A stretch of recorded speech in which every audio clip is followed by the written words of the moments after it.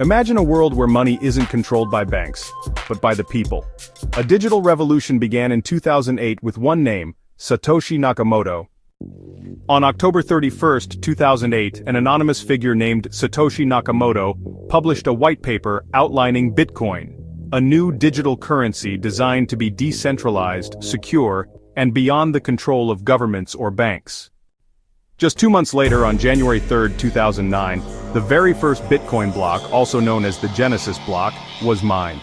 A hidden message inside the block read, "The Times 03 Jan 2009 Chancellor on brink of second bailout for banks, a clear statement against the flaws of the traditional financial system."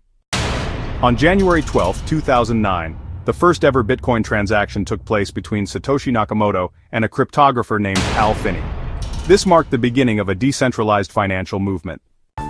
Fast forward to May 22, 2010, programmer Laszlo Hanyecz made history by purchasing 2 pizzas for 10,000 BTC, now worth hundreds of millions of dollars. This day is celebrated as Bitcoin Pizza Day. At first, Bitcoin was nearly worthless, but as more people realized its potential, its value soared.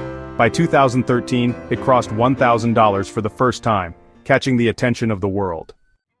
Bitcoin faced ups and downs, bans, hacks, and skepticism, yet its decentralized nature and growing adoption kept it alive. By the 20s, companies and even countries started accepting Bitcoin as legal tender. Bitcoin wasn't just an idea anymore, it became a financial revolution. Today, Bitcoin continues to evolve. Will it replace traditional money? Will it reshape economies? One thing is certain, Bitcoin has changed the way we think about money forever. If you found this journey into Bitcoin's history fascinating, hit that like button and subscribe for more amazing stories.